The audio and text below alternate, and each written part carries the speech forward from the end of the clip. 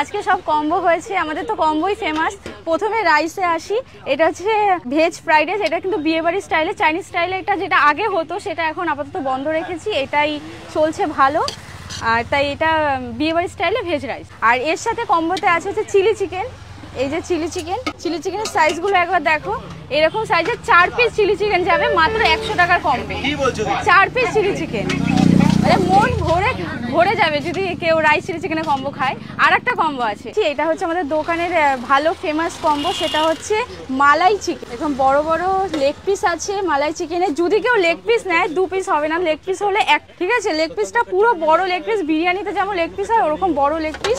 আর যদি কেউ এমনি ছোট পিস চায় তো এরকম পিস 2 পিস দেওয়া হয় জাফরানি পোলাওর সাথে, ঠিক আছে? আর গ্রেভি তো কেউ যদি বসে খায় আনলিমিটেড গ্রেভি, মানে যতবার চাই আমরা দিই।